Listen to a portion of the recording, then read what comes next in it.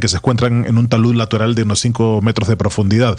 Está siendo extremadamente difícil esa labor de rescate, puesto que este tramo de la vía es en el medio de la campiña cordobesa y está costando que las grúas de gran tonelaje puedan asegurarse para llevar a cabo su trabajo. Como bien decías, es ese punto kilométrico donde hay un raíl que se habría desoldado, que se habría roto, una de las principales líneas de investigación. Ese raíl tiene nombre, es el 23.117, y una ubicación, el kilómetro 318-700 de la línea de alta velocidad entre Madrid y Sevilla. Ahí se están centrando ahora mismo todas las labores de investigación, pero no es la única línea abierta. Sin embargo, el ministro de Transportes, el máximo responsable de lo que está pasando de la investigación de esta catástrofe, que se llama Óscar Puente, ha señalado que hay que tener prudencia a propósito de lo que se refiere a ese raíl. He leído, por ejemplo, que he visto fotos de una rotura de carril. Claro que hay carril roto en un punto, en un montón de puntos, y hay un punto inicial en el que se cree que es donde se produce el descarrilamiento. Pero quiero aclarar una cosa para información general, ¿no?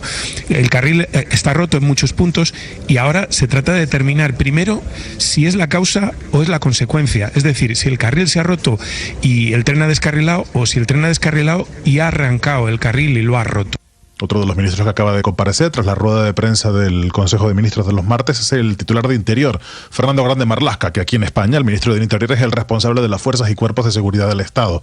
A él le han preguntado sobre otra de las teorías que ha circulado en las últimas horas en redes sociales, sobre un hipotético sabotaje a la línea de alta velocidad. Me hablabas de sabotaje, nunca se ha barajado la posibilidad del sabotaje, sino en todo momento y en todas circunstancias cuestiones técnicas y relativas a lo que es el transporte ferroviario, con lo cual tampoco me gustaría que llamáramos la atención a aquello que nunca ha habido ningún elemento que pudiera ni siquiera barajarse de inicio. Así que ahí continúan las labores de investigación y de rescate para saber exactamente qué es lo que ha pasado y poder poner cifras definitivas a esta tragedia. Una tragedia que tiene en realidad muchos rostros. Hablamos de cifras, pero esas cifras a veces cristalizan en las personas que han sufrido las consecuencias de este accidente. Una de ellas es Fidel, un hombre que tenía en el interior del tren que colisiona, del tren de la compañía Renfe, a su madre, a su hermano y a sus 2 hijas. Su madre sigue desaparecida. Su hermano y sus 2 hijas siguen gravemente heridas en el hospital, aunque están fuera de peligro. Que hay que decir más te quiero, que a la familia hay que darle cariño, que no hay que enfadarse por cosas pequeñas, porque la vida en cualquier momento se va. Este era uno de los testimonios que hoy ha circulado más aquí en los medios de comunicación y, como digo, Ricardo, ahora mismo siguen las labores de investigación y de rescate en ese lugar de la campiña cordobesa. Enrique, gracias. 8:03. Hablando en Colombia de un nuevo reversazo de la Fiscalía por asuntos de procedimiento, hablamos de la imputación de cargos que había sido solicitada el pasado 14 de enero, iba a realizarse el próximo 11 de febrero contra el director de la Unidad Nacional de Protección, Augusto Rodríguez, por presuntas omisiones en el refuerzo del esquema de seguridad del asesinado candidato presidencial y senador Miguel Uribe Turbay. La Fiscalía al final dice, mire, había aquí un equipo especializado, un grupo de tareas especiales que es el que debe hacer todo tipo de investigaciones en este caso, y para evitar que a futuro se caiga la imputación, hemos decidido traer lo que había avanzado la fiscal 295 y evaluar nuevamente si hay o no méritos para esta imputación de cargos. Señor director de la Unidad Nacional de Protección, Augusto Rodríguez, buenos días. Buenos días, Ricardo. Un placer estar con usted, con la mesa y con sus oyentes. ¿Por qué dice usted que esta imputación de cargos, que repetimos fue retirada anoche por la fiscal 295, tiene motivaciones o tiene un trasfondo político? Bueno, primero que todo, pues hay digamos, el antecedente es que yo estoy sorprendido por la forma en que se toma la decisión y la forma en que me entero. Yo me entero por los medios de comunicación, por ustedes, de esta decisión de la Fiscalía 295. Y la sorpresa mía se basa en que nosotros le hemos entregado a la Fiscalía todos los archivos de las carpetas que contienen la información sobre la protección del doctor Miguel Uribe durante los años en que estuvo protegido por la Unidad Nacional de Protección. Entregamos todo esto, lo que tiene que ver con vehículos, con sus GPS, con el personal, con y con todas las solicitudes y correspondencia que hay de un lado y otro.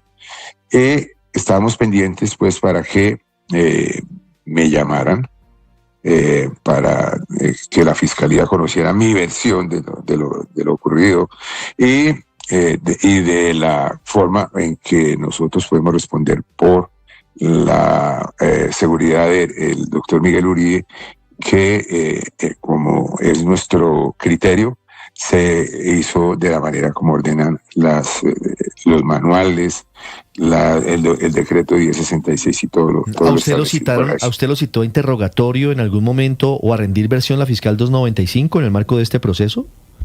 No, nunca me citó personalmente a nada. Sí. Entonces esa es la sorpresa. Entonces, ¿por qué resulta esto? Y es un poco como incompleto, es decir, uno nota que ha habido como una cosa rara ahí.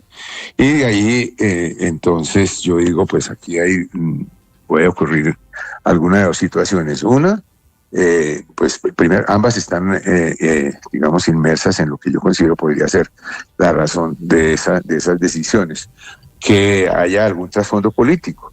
Trasfondo político porque desde el comienzo el señor Víctor Mosquera, que es un caracterizado abogado que ha estado al servicio de las personas que atacan al gobierno por su posición política y que son de la oposición. No voy a nombrar a los clientes del doctor Víctor Mosquera. Entonces él comienza a hacer ya, digamos, casi que señalamientos como si yo fuera, digamos, el responsable. Y también al presidente de la República. Entonces, eso es la responsabilidad y los culpables de esta situación. El presidente de la República, fundamentalmente, porque polarizó, porque ordenó, es decir, por omisión y por acción. Pero, y ha suscrito también por omisión. Claro. Eso en cuanto al presidente. Claro. Pero también... Concentremos en ese punto, doctor Augusto, perdóneme porque ya le voy a preguntar por lo otro, y es la nueva pelea que veo aquí con el ministro de Justicia. Pero sobre esto, doctor Augusto, el abogado Víctor Mosquera, que sí es cierto que ha defendido a figuras del uribismo, pero también ha defendido a otras personas. Digamos que no necesariamente es un abogado que solamente esté defendiendo o sea afín al uribismo. Él radicó ante la Fiscalía un documento que demostraba que en 23 oportunidades Miguel Uribe Turbay directa o indirectamente había solicitado el refuerzo de su esquema de seguridad y nunca se lo reforzaron. ¿Ese no es un elemento suficiente para tener dudas sobre si eventualmente sí hubo desprotección de Miguel Uribe Turbay? Sí, pero lo que pasa es que el señalamiento que hace es falso. O sea, arranca. ¿Por qué es falso? Es falso porque no hay, de los 23 que dice que hay, no hay ni uno solo. Porque revisados todos los archivos, toda la correspondencia, las distintas oficinas por las cuales llegan este tipo, digamos, de quejas o de solicitudes, no hay ninguna. Y no podía haber ninguna, pues por razones obvias, es que la Unidad Nacional de Protección no es la encargada de hacer la evaluación del riesgo de los congresistas y de otros funcionarios. Los congresistas los atiende, escúchame, sí, Ricardo, sí, termino la... Sí, señor. A los congresistas los atiende la Policía Nacional y allá en el Congreso está las oficinas de la policía, de enlace y todo lo demás. Hay unas, digamos, tiene una muy buena representación de la policía. Ellos llevan allá, cuando encuentran que hay un hecho sobreviniente, una amenaza o algo raro, lo llevan allá. Cuando van a solicitar que se les refuerce las medidas, también lo llevan allá. Y la policía hace un análisis de ese riesgo y luego nos remite a la Unidad Nacional de Protección. Entonces, esa es la situación. Entonces, no podía ser. O sea, él arranca mintiendo. Pero fíjese, doctor Augusto, y yo quisiera que usted... pues con absoluta claridad nos dijera si los documentos, porque yo no hablo de 23 oportunidades, pero sí hablo de 6 cartas que tengo en mi poder, que tuve en mi poder enviadas, ya sea por Miguel Uribe o por la gente de su esquema de seguridad a la Unidad Nacional de Protección pidiendo el refuerzo de su esquema de seguridad. ¿Eso nunca ocurrió? ¿Eso nunca llegó a la UNP? Refuerzo nunca. Nunca solicitó refuerzos. En alguna oportunidad solicitó, por ejemplo, apoyos. Oiga, voy a viajar a tal ciudad, algo digamos que normalmente no hacía, porque él él estaba, digamos, la situación de su esquema era Bogotá. En alguna oportunidad que iba a viajar o algo, de pronto solicitaba algún apoyo en la ciudad donde iba a ir. Entonces, es decir, pedirle a la ONP que si tenía vehículos disponibles en otra ciudad donde se le ocurriera ir, entonces que le pudieran dar un apoyo, pero la ONP no tiene una cantidad de vehículos que se pueda llamar, digamos, que sobren. No los hay. Claro. Entonces, ese servicio no. Y de otro lado, hay un convenio entre el Congreso y la ONP. La ONP le ofreció en ese convenio al Congreso que podría incluir en el servicio los apoyos en las ciudades. Y el Congreso, por razones de economía, decidió no tomar ese servicio.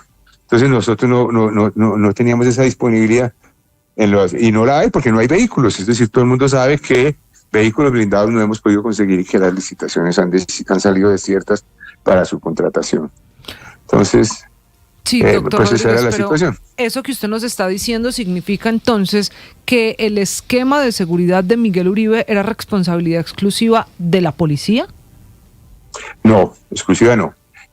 Compartida con nosotros, pero el coordinador, el jefe del esquema, era un suboficial de la policía. Y esas solicitudes de reforzar el tareas. esquema, pero esas solicitudes de reforzar el esquema, ¿usted sabe si llegaron a la policía, ya que usted dice que no llegaron a la UNP? Pues yo no puedo asegurarlo. Yo tengo entendido que no, pero no puedo asegurarlo, porque no conozco digamos, la información que la policía le ha suministrado al proceso, y no sé exactamente, pero a la Unidad Nacional de Protección no llegó nunca ninguna solicitud de reforzamiento de medidas. Lo digo con toda claridad y certeza. Y también puedo decir con toda claridad y certeza que nosotros elevamos una consulta a la Fiscalía a ver si había el doctor Miguel Uribe realizado alguna denuncia por alguna amenaza o sobre algún hecho que hubiera detectado. Y el informe que nos da y nos certifica la Fiscalía es que nunca hizo ninguna denuncia por amenazas. Sí, director, estoy un poco confuso porque usted dice que se enteró por los medios de comunicación de la imputación y bueno, luego el reversazo. Pero usted nunca fue llamado por la Fiscalía a ninguna diligencia. No, la Fiscalía, el CTI. Pero lo que pasa es que aquí crearon un cuerpo especial, como lo dijo uno de los periodistas que me excusa, pero no lo distingue. Sí, crearon un cuerpo, un cuerpo de tareas especiales para este caso. Y entonces uno no sabe si en ese cuerpo de tareas de la Fiscalía fue gente del CTI, pero aparentemente había también como dos fiscales, porque ahora veo que hay otra fiscal, digamos que como que conoce el caso. No tengo certeza, aquí hay una confusión.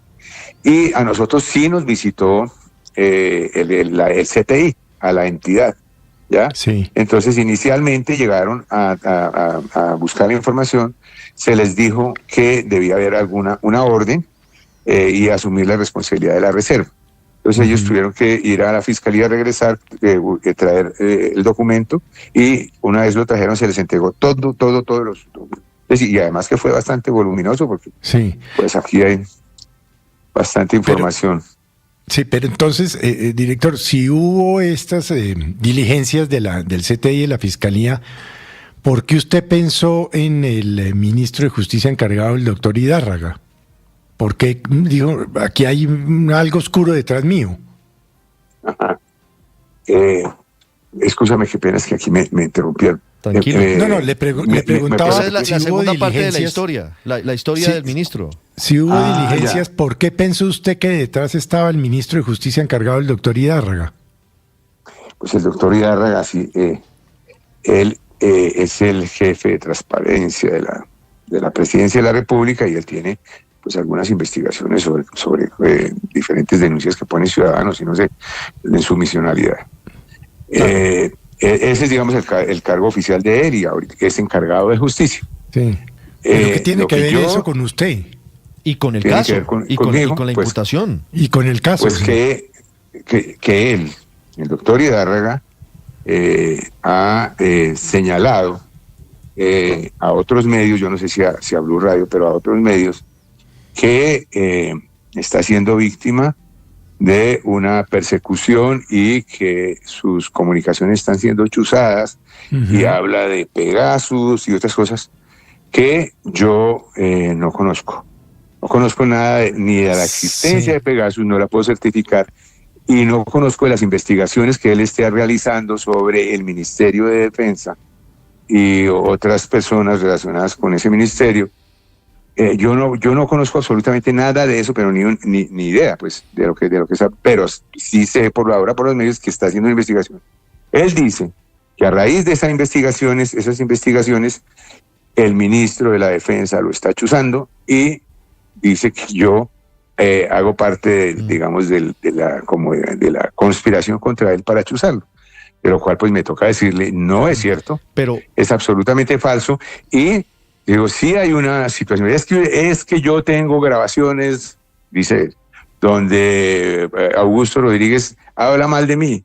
Pues yo le digo con sinceridad, ¿sí?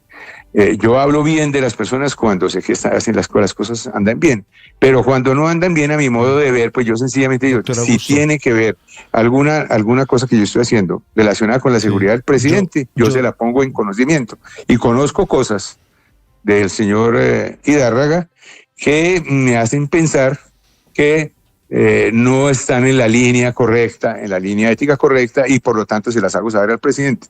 Eso se lo digo aquí. Si él me aborda para preguntarme, se lo vuelvo a decir.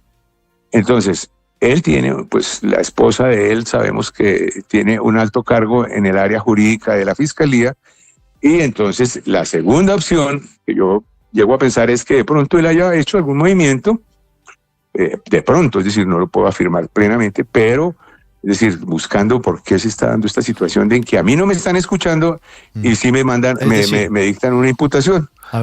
No me han escuchado jurídicamente. A ver si entiendo su teoría, doctor Augusto.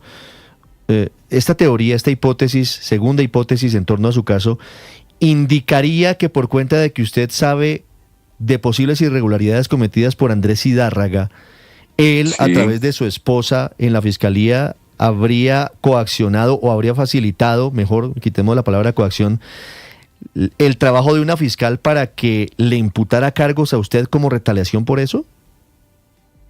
Yo lo veo como una posibilidad, no lo digo con la certeza, es que eso es lo que pasó, no. Estoy tratando de hacer el análisis por qué se da una situación como la que me está ocurriendo, que me van a imputar una cosa tan grave sin haberme escuchado. Entonces digo, algo raro está pasando. Pero pues, es sencillamente una de las hipótesis que tengo. Sí, pero director, yo, pues básicamente lo que pasa aquí es que el doctor Hidárraga dice que el ministro de Defensa, el doctor Benedetti dice que no sé quién, ¿qué está pasando adentro? Es decir, ¿por qué los funcionarios del gobierno Petro yo digo una se cosa, acusan todos de actos desleales y de chuzadas y de cosas de esas? Sí. Eso tiene mucho que ver, sí, en que funcionarios han tomado algunos funcionarios han tomado como la costumbre de actuar y de hacer cosas. Y muchas veces dicen, es que esto está autorizado por el presidente, voy a exigir tal cosa por orden del presidente, y el presidente muchísimas veces no sabe que eso está ocurriendo, y entonces se genera esa situación. Hay cosas que, por eso yo lo hago. Yo estoy en una situación, yo tengo que defender y cuidar y proteger al presidente de la República. Si en el desarrollo de lo que estoy haciendo me entero de una información, pues se la entrego. ¿Sí? Él se enteraría seguramente de eso, y entonces me puso denuncia en la Fiscalía. Entonces dijo que me había denunciado, que ya la Fiscalía se iba a encargar de resolver, pero dice que yo lo chusé. Pues jamás pasa por mi cabeza hacerle escuchas o grabaciones a personas. Eso no lo hago yo. Sí, doctor Augusto. Y menos en la posición que estoy como el encargado de la protección de personas de la oposición, de afines al gobierno, de la prensa, líderes sociales, es decir, jueces, magistrados. Yo en esto tengo que ser impoluto. Doctor Augusto, esto está muy interesante porque usted nos está contando unos detalles que no se sabían sobre lo que está pasando adentro en el gobierno, pero yo me devuelvo un poquito antes de seguir con esa línea de lo que está pasando en el círculo cercano al presidente. ¿Usted tiene algún indicio de que la fiscal 295 es cercana a la esposa del ministro de Justicia o al ministro de Justicia? No, ninguna. Ningún elemento. Ningún indicio, no. Ok, no. Bueno. Sigo con el tema de las peleas internas. Usted hace una afirmación muy seria, muy grave, sobre posibles faltas a la ética de Andrés Zidárraga, ministro de Justicia y jefe de la Oficina de Transparencia de la Presidencia. ¿A qué se refiere? ¿Usted se refiere al caso gestión de riesgo o se refiere, le pregunto, a posibles irregularidades en el manejo de bienes de la SAE? ¿A qué se refiere específicamente? Bueno, digamos que no quiero ahondar en esto porque ya implica, yo no tengo plenas pruebas, pero tengo algunos elementos que digamos, algunas presiones que sí, en la SAE ha hecho presiones. Ya, solamente puedo decir, ha hecho presiones a la SAE, ¿sí? Y considero que sería muy bueno que se investigara su gestión frente al INPEC. Y bueno, por lo pronto dejemos ahí. Hay otros elementos. ¿Y usted ha denunciado eso ante la justicia, ante la fiscalía? Yo no puedo denunciar porque no tengo las plenas pruebas, pero tengo los elementos que yo le digo al presidente, mire, indague esto porque eso puede ser. Y los elementos él los conoce. El señor Zidárraga los conoce, por eso se preocupa. Y entonces va a decir que es que yo lo chuzo. No, señor, yo no lo chuzo. Yo no chuzaba a nadie. Mire, ¿Pegasus sigue siendo usado por el gobierno actualmente, doctor Rodríguez? Yo no lo puedo afirmar, no creo que eso esté. Sí, el presidente de la República ha dado una orden perentoria muy estricta a la Dirección de Inteligencia, tengo entendido, y a todos los organismos de inteligencia del Estado, de no chuzar ni a la oposición ni a los ciudadanos. De esa práctica fue víctima el presidente.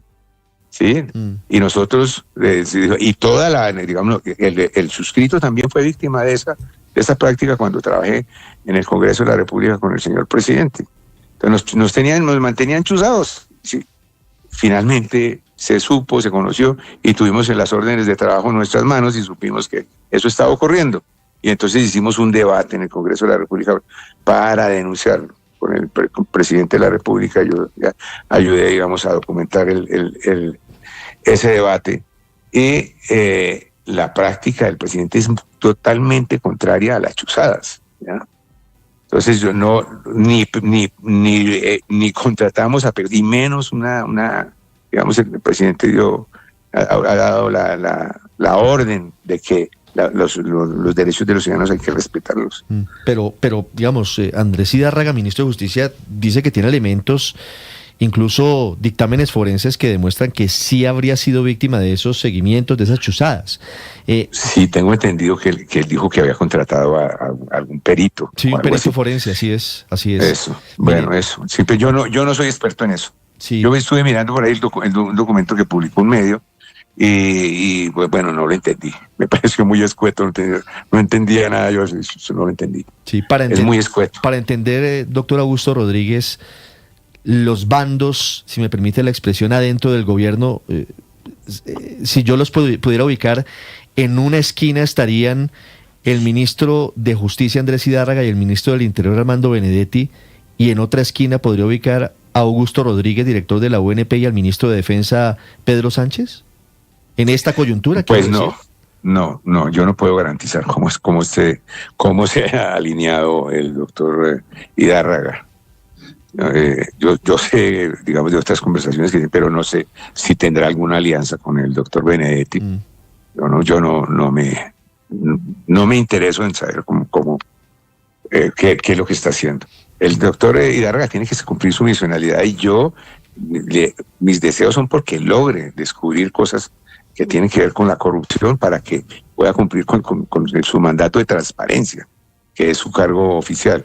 Sí, y en lo que tiene que ver conmigo, hago mucha claridad. Yo no conozco las investigaciones que está haciendo el señor Hidárraga sobre el ministro de Defensa y de qué se le señale. No puedo, es decir, no meto las manos al fuego por nadie, pero pues yo tampoco tengo, digamos, cosas para acusarlo o para decir que él es responsable. Que lleve adelante su investigación. Yo no me alineo con nadie en esto. Absolutamente con nadie. Me alineo con el presidente, por eso le hablo, ¿ya? Por eso le hablo. Sí. Pero con nadie. Yo, es decir, quiero que en eso seamos muy claros. Sí. No sé cómo, si de pronto las investigaciones del doctor Hidárraga lo lleven a algún punto. De eso no tengo ni idea. Es decir, que pero usted no descartaría que eventualmente tenga razón en cuanto al uso de Pegasus. Pues yo no lo descarto, porque él, pues yo me imagino que tiene su trabajo técnico bien orientado, bien organizado y que sea conducente a alguna cosa. Si dice una cosa tan grave, debe tener algo, ¿sí? Porque si no sería un irresponsable, ¿sí? Estar señalando a un ministro. ¿Sí? Es como si yo estoy diciendo aquí lo que digo sobre el doctor Hidárraga y no tengo elementos pues esos elementos son los que yo le señalo al señor presidente, que no son, esto es la prueba de que hay un delito, no, son elementos. Sí. Doctor Augusto, bueno. Aquí hay dos temas distintos porque se terminan entremezclando. Comenzamos hablando de la imputación de cargos que retira la Fiscalía en su contra por posibles omisiones en el esquema de protección del asesinado candidato Miguel Uribe Turbay. Y terminamos hablando de las peleas intestinas en el gobierno del presidente Petro. Entonces, para desenredar la madeja, doctor Augusto, le hago dos preguntas finales. Una sobre estas peleas internas y otra sobre el caso original.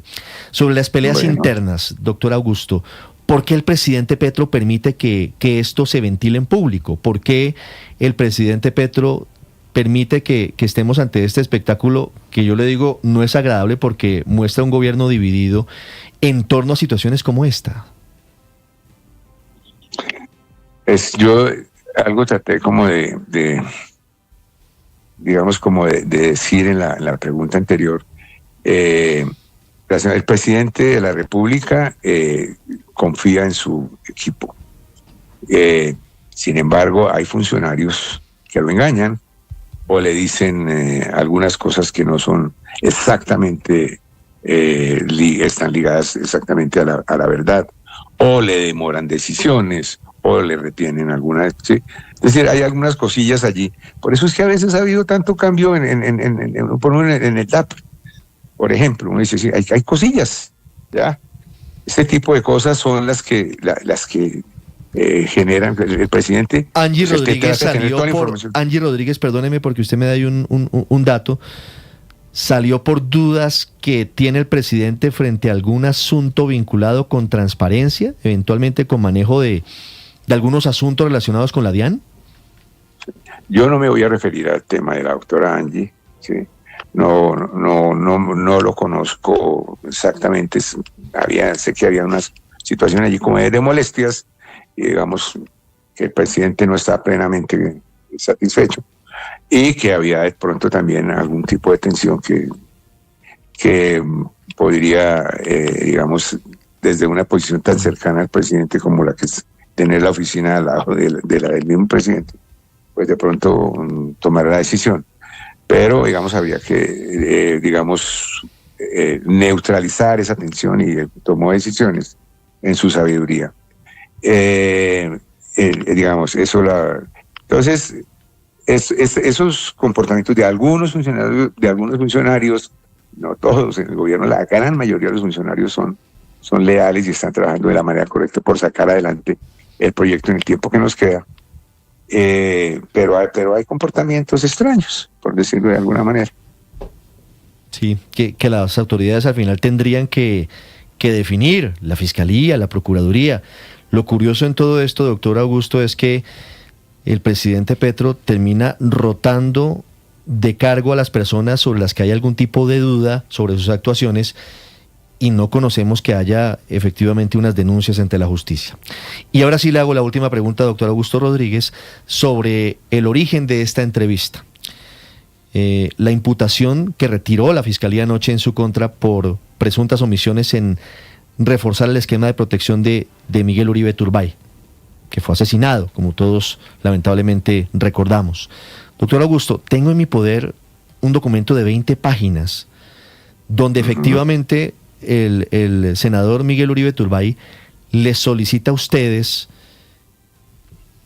que le garanticen esquemas de protección y vehículos en diferentes ciudades y municipios del país. ¿Eso se garantizó en su momento? Yo ya te había dado una explicación sobre eso. La protección de los congresistas está dada por un convenio entre una entidad del Estado, que es el Congreso de la República, y otra que es la Unidad Nacional de Protección. Es un convenio interadministrativo y además es bastante costoso.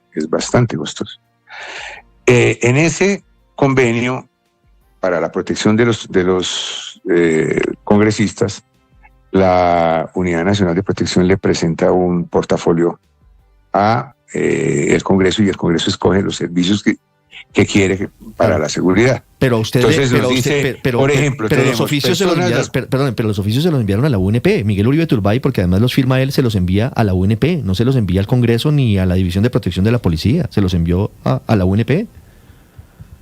Es decir, el oficio para el convenio, para modificar el convenio, tendría que hacerlo es a través de la área administrativa del Congreso. El área administrativa del Congreso es la que paga los servicios, ¿ya?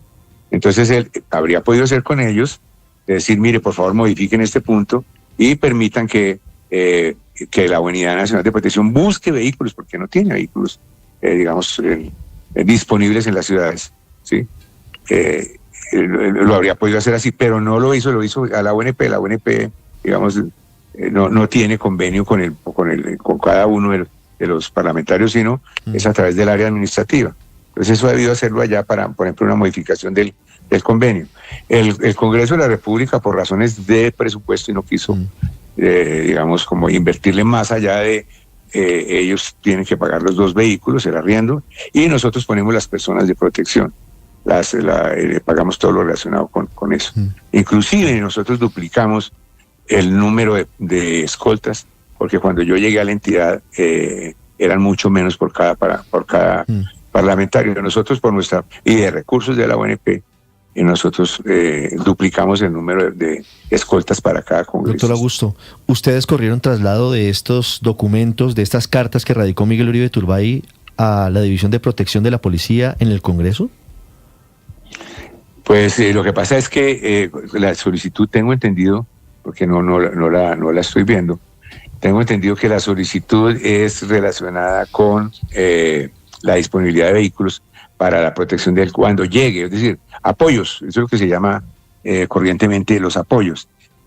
Como te digo, fue desdeñada por el área administrativa del Congreso y no lo contrató, entonces eso debería ser más bien enviado al Congreso para modificarlo. Claro, por eso, pero digamos, más allá del fondo, si a usted le llega una carta que usted dice, yo no soy el responsable de tramitar esos apoyos en seguridad, ¿ustedes en ese entendido se la remitieron al Congreso, a la División de Protección de la Policía, para que ellos resolvieran? ¿O eso nunca se hizo? Yo no la tengo presente, no, sí. Es decir, esa carta en particular de la que me es que la tengo presente. Tengo 20 cartas de Miguel Uribe Turbay dirigidas a la Unidad Nacional de Protección. Pero fíjate, solicitud de autorización de desplazamiento y apoyo. Entonces usted me dice, eso no dependía de nosotros, sino de la policía. Y entonces, claro, por eso le pregunto, si a ustedes no les correspondía, ¿ustedes le remitieron a quien le corresponde esa seguridad el documento para que ellos eventualmente tomaran medidas? ¿O ustedes no hicieron remisión de los documentos? Mire, ahí empezamos a aclarar alguna cosa. Que sí está equivocado el doctor Víctor Mosquera al decir que había solicitudes de reforzamiento del esquema, ¿sí? Lo que veo o lo que estoy entendiendo es que lo que había era solicitudes de apoyos para los viajes que hiciera, ¿sí? Esas solicitudes de apoyo que todos los parlamentarios eventualmente dicen, voy a hacer, inclusive otros funcionarios,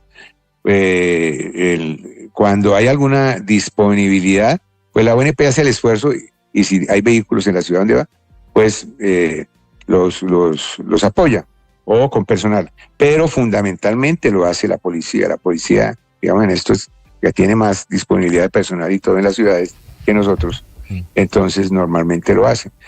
Eso deben hacerlo a través de la policía. Yo tendría que mirar si esos 20 y pico se le dieron traslado a la policía, se respondieron directamente o se mandaron al área administrativa para decirle al Congreso de la República que se tomara la decisión de revisar el servicio que ofreció la ONP y que el Congreso no tomó. Claro. Doctor Rodríguez, una última pregunta. ¿El hecho de que Miguel Uribe Turbay fuera candidato presidencial no le concedía una responsabilidad especial y distinta a la UNP en cuanto a su protección? Porque él no solamente era senador, él era precandidato presidencial. Bueno, entonces aquí hay que hacer una precisión. Él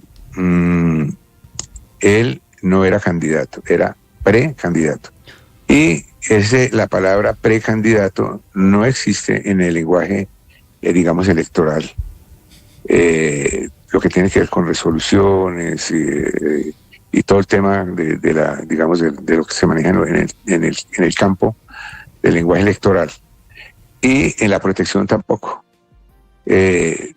Para la Unidad Nacional de Protección existe en los decretos la calidad de candidatos.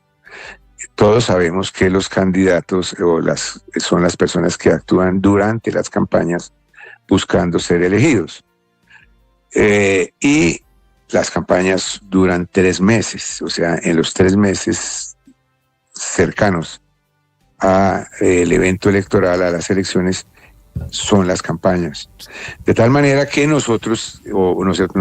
Estado ha creado un cuerpo que se llama CORMPE, que el CORPE es el cuerpo que hace protección especial para personas que están en tránsito de ser elegidas o en elecciones o son candidatos, dependiendo del riesgo que tenga, porque se hace un análisis rápido del riesgo.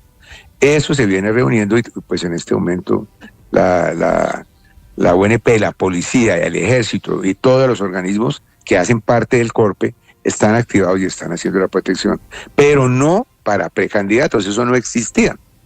Eso no existía. El atentado al doctor Miguel Uribe hizo que se cambiara todo y en adelante, a partir de esa situación, el Ministerio del Interior sacó una modificación para el CORPE en la que también de aquí en adelante se van Doctor Augusto, a proteger precandidatos. Yo le agradezco mucho la explicación, pero resulta realmente sorprendente que estemos en un tema semántico diciendo que porque es precandidato y no candidato no se podía eventualmente reforzar la protección. Además fue precandidato desde octubre del 2024, Miguel Uribe Turbay. Sumándole además el factor de riesgo que tenía, que era tal vez el más encendido opositor público del gobierno del presidente Gustavo Petro. ¿Eso a ustedes no les dijo absolutamente nada de que eventualmente sí había que reforzarle la seguridad a Miguel Uribe Turbay desde la UNP como precandidato presidencial? Probablemente si hubiera estado convocado el CORPE, pero el CORPE no estaba convocado, ¿sí? Porque no existía, eso no existía.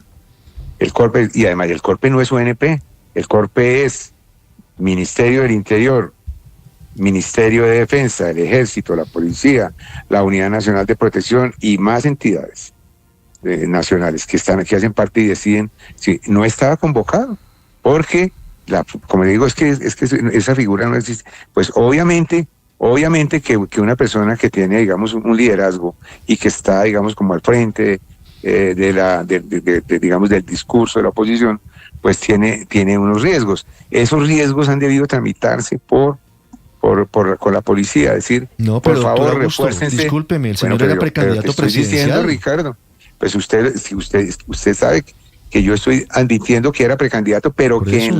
en el lenguaje electoral no existía esa calidad, por favor. Entonces no es semántico, porque si fuera semántico, solamente pues se resolvería. El problema es que no estaba en la normatividad, no existía.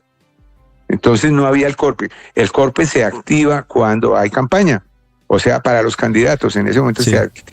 se activaban para los candidatos, no para los precandidatos. Sí. Hoy en día cambió. Lamentablemente, a raíz de este atentado. lamentablemente tuvieron que matar a un precandidato presidencial para que el Estado se diera cuenta de que los precandidatos presidenciales sí necesitan una protección especial.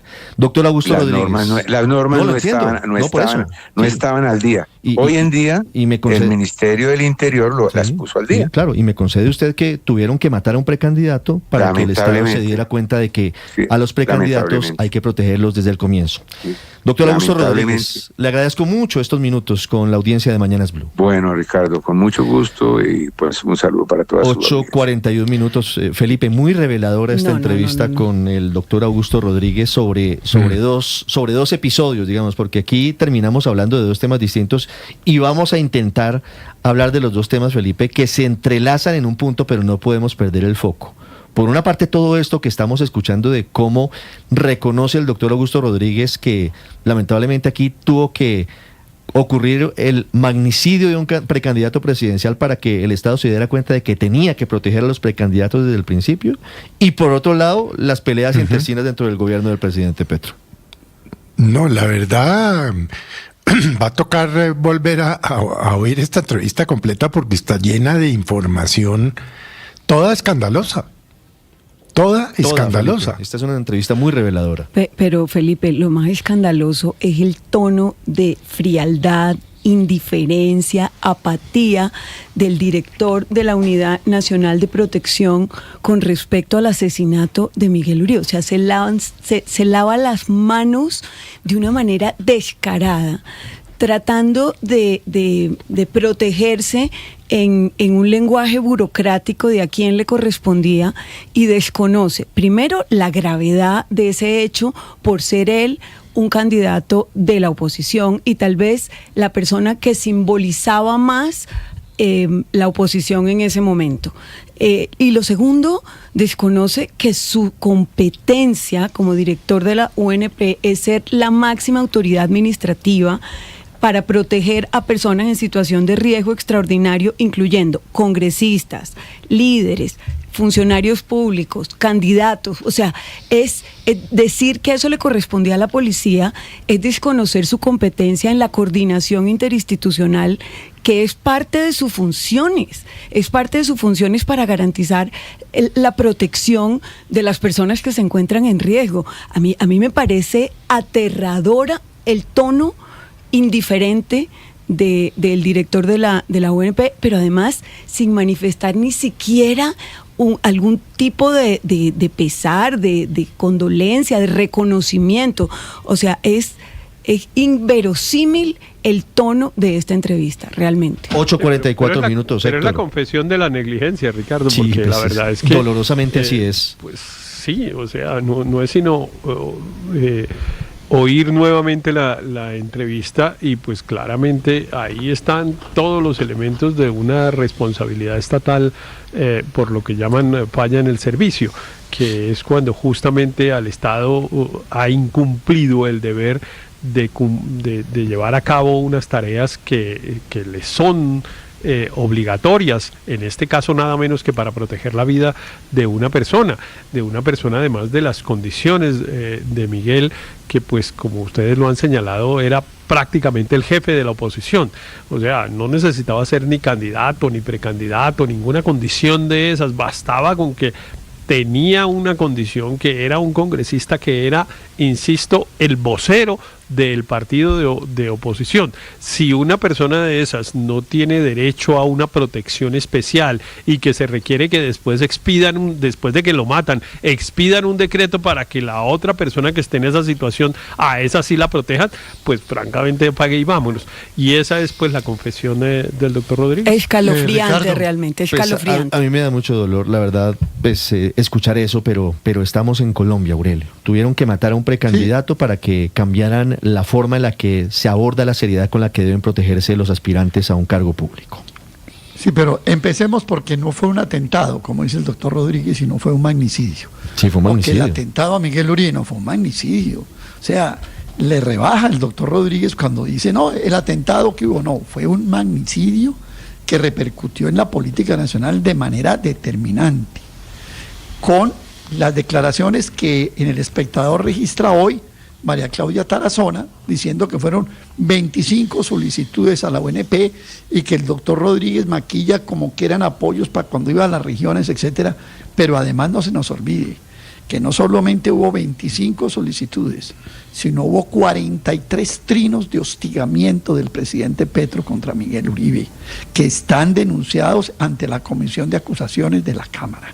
Entonces, lo primero que hay que decir es que aquí hay una serie de hechos agravantes que mostraban la necesaria cobertura en materia de seguridad de Miguel Uribe Turbay, por su carácter político, como expresó Héctor, pero por las solicitudes que habían hecho y por el hostigamiento que el presidente Petro le había venido haciendo con más de 43 trinos, uno de ellos en el que dice que se iba a ser responsable de 10.000 muertos, también torturados, etcétera, que fue su abuelo. Cosas de ese estilo fueran las que estaba recibiendo Miguel. Pero agreguemos algo, Ricardo, el culebrón de la pelea interna, de la reyerta interna en el gobierno. O sea, esa es la segunda parte de la historia. Sí, de que lo que ha dicho aquí Rodríguez se puede inferir que Rodríguez dice que Hidárraga ha tenido manejos de presión en cosas en la SAE. Hidárraga dice que eso lo sabe Rodríguez porque está chuzado por Pegasus, y Pegasus resulta que no se sabe si se está utilizando o no, pero Hidárraga, fuera de denunciar eso, le responde a Rodríguez presionando a una fiscal a través de su señora esposa en la fiscalía para que le impute cargos, y después de que le imputan cargos sale la fiscalía y dice no se los pueden imputar porque la competencia es de otra fiscal y del grupo de tareas especiales al que no pertenece la fiscal que le imputó cargos. ¿Habrá podido pasar en Colombia un enredo institucional de esta manera por rencillas, por mezquindades y también por actos que seguramente están soportando falta de transparencia del encargado de la transparencia?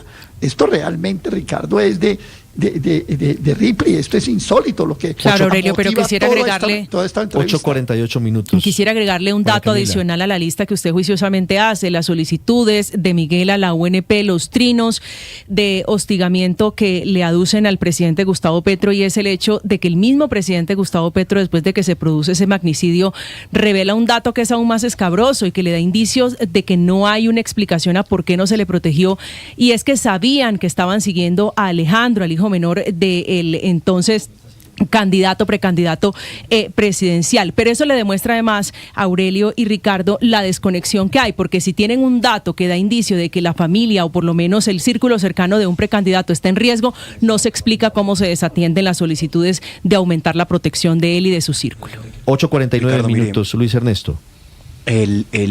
Todos los gobiernos tienen distintas facciones, distintos sectores políticos, y en la lucha por el poder históricamente pues hay siempre rencillas, tensiones, pero en este gobierno hemos visto la telenovela más vergonzosa, diría yo, de fuego amigo o de conspiraciones internas que involucran chuzadas, que involucran sabotaje a la gestión. Entonces, cuando uno escucha que el ministro de Justicia encargado, Andrés Hidárraga, denuncia que está siendo interceptado con Pegasus, hágame el favor, o sea, le tienen un software de escucha supuestamente al ministro de Justicia que señala al ministro de Defensa de estar involucrado.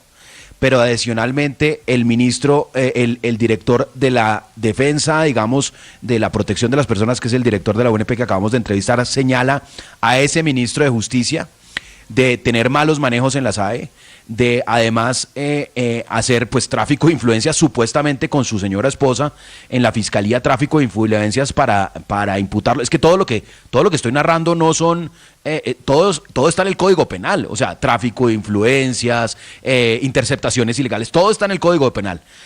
Y supuestamente ese ministro de Justicia es el que está viendo cómo tumba a Augusto Rodríguez. Pero al mismo tiempo, el ministro del Interior se despelleja con el director de la Unidad de Gestión del Riesgo. Sale en la mitad de todo esto la mujer más poderosa del gobierno, que es la directora del DAPRE. Lo que está pasando al interior del gobierno es que lamentablemente todos los conspiretas, todos los que urden teorías de conspiración y además las ejecutan, tienen éxito con el presidente Gustavo Petro. La personalidad, algo seguramente que viene desde la época del M-19 del presidente, de conspirador, pero además de paranoia, pues esa paranoia se la nutren todos estos conspiretas que se acercan al oído y que crean, y básicamente el presidente premia a los conspiradores, el presidente los asciende, y por eso lo que vemos es de verdad una degradación de lo que debería ser un equipo gobernando, un trabajo en equipo que a pesar de las diferencias, a pesar de los diferentes intereses, estuvieran remando en la misma dirección. No, se están dando cuchillo parejo. Qué cosa tan vergonzosa. Claro. Sí, da la impresión, Ricardo. 8:51 minutos. Oiga, yo hago una pregunta. Señor. ¿Esto es una forma de liderazgo? ¿Del presidente Petro, dice usted? ¿Es una forma de liderar un equipo que entre el equipo mismo estén esas rencillas, Pues, esas maneras? ¿Es una forma de divide y reinará, ¿no? No sé, yo siempre he pensado que él lo disfruta, Claro. de alguna manera, no sé, porque es inexplicable porque esto ocurre todo el tiempo. Mire, yo oyendo esta entrevista, que es realmente, como decía María Consuelo, escalofriante, la impresión que me queda es que en los pasillos de la Casa de Nariño todo el mundo anda con un puñal oculto bajo la manga, y las enemistades y las conspiraciones y las trampas están a la orden del día, y el jefe del equipo, que es la persona que en principio tendría la responsabilidad de evitar esas cosas, no solo no las evita, sino que yo creo lo que dice Luis Ernesto, que él disfruta ese ambiente conspirativo. Claro. No sé por qué, pero creo que lo disfruta, ha pasado ya muchas veces, y mire, qué tristeza tan profunda, Ricardo, tener que escuchar que ante la realidad dura y triste de que fue asesinado en Colombia, un candidato, precandidato, como sea que se le diga, fue asesinada una persona, un hijo, un padre, un esposo, etcétera.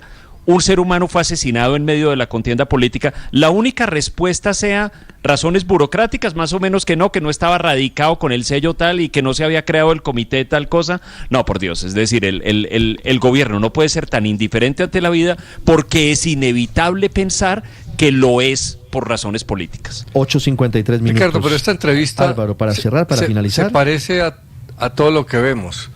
Cuando un sistema político, cuando un gobierno, cuando la actuación de un presidente hace énfasis en los acuerdos, en la moderación, en el respeto a los otros, pues eso se refleja en todo. Cuando lee énfasis en la pugnacidad, pues hay pugnacidad en todo. Y si encima de todo la contraparte es igual de pugnaz, pues llegamos a este caos en que vivimos en este país. Esa pugnacidad que en las elecciones presidenciales se muestra como una virtud, que entre más pugnaz, más le cree la gente, porque lo ve capaz de hacer cambios duros, brutales, es lo que estamos viendo. Esa pugnacidad lleva a los países y a los gobiernos y a las burocracias a esto. La pugnacidad no es un gran mérito de los líderes políticos, es al contrario, es una muestra de debilidad. Que le sacan jugo, pues claro, los Uribes, los Petros a punta de pugnacidad han construido lo que han construido, pero eso es más bueno para ellos que para el país. Lo que pasa es que aquí estamos hablando de unos asuntos concretos e individuales. Estamos hablando, por un lado, de que mataron a un precandidato a la presidencia por presunta negligencia del Estado. Y por otro lado, lo que estamos viendo es que el Estado o el gobierno central, que debería trabajar unido, está en una completa batalla campal. Ahora, para finalizar, 8:54. Y la Fiscalía, que debería trabajar unida, tampoco trabaja unida. Lo de la Fiscalía merece capítulo aparte, Felipe, es increíble. Entonces, ¿de qué estamos hablando? Mire, el magnicidio de Miguel Uribe no va a acabar en nada. En 5 capturas ahí de unos carlanchines, claro, incluyendo el joven homicida, que ya se sabe que no le dieron sino 7 años, bueno, porque es la legislación. Pero eso no va a acabar en nada. Es que acuérdense que en su momento el presidente Petro soltó 7 hipótesis en 3 días. Sí, señor, pues es que, entre otras cosas, esa es una de las grandes dudas, Ricardo, de la investigación. Pero esta entrevista se resume en una palabra: qué cinismo. Qué cinismo para lavarse las manos del señor Rodríguez. En segundos venimos y hablaremos de lo que acaba de decir desde Davos el presidente de Francia, Emmanuel Macron, muy duro en contra del presidente de Estados Unidos, Donald Trump. A mí me da miedo que sea una psicopatología colectiva. ¿Todo lo que está pasando?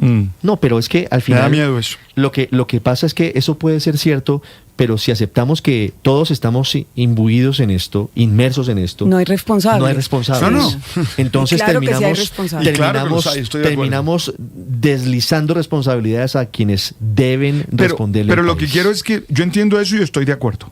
Pero hay que también entender el contexto. Es que en este país, a todo, el que no grita, no insulta, no humilla, no maltrata, no declara enemigo, no dice que es un ladrón, no dice que es el peor, lo miran como un tonto o como un bobo. Ese es el efecto, querido amigo, entre otras cosas, de las redes sociales. 8:56 minutos.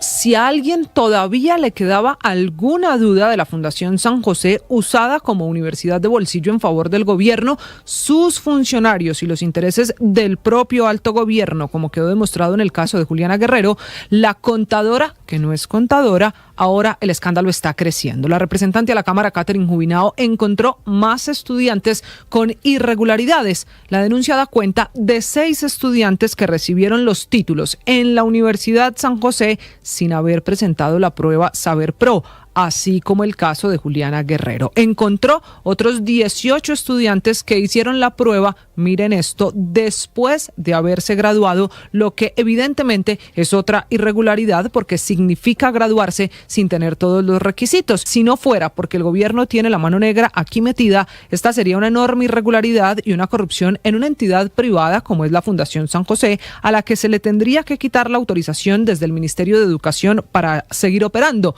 El problema es que muchos de esos 24 nuevos casos que están ya documentados e identificados con irregularidades en la graduación de la Universidad San José terminaron siendo estudiantes que después de recibir el título con estos problemas pasaron a ser contratistas del gobierno a través de entidades como el INVIMA, el SENA, el DAPRE o incluso en el DANE.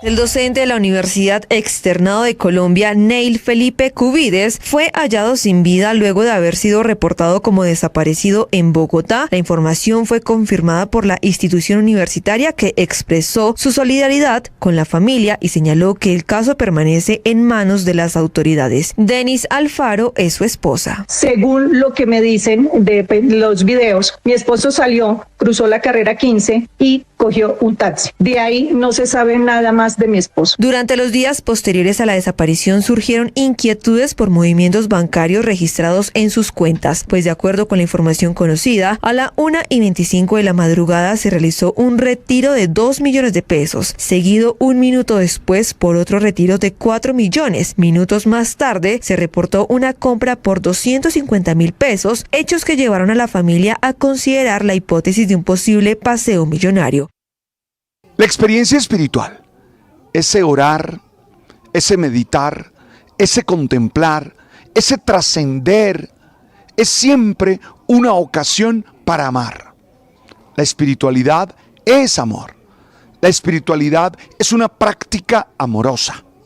En el oracional, que es un provocador. Estás escuchando Blue Radio y BlueRadio.com.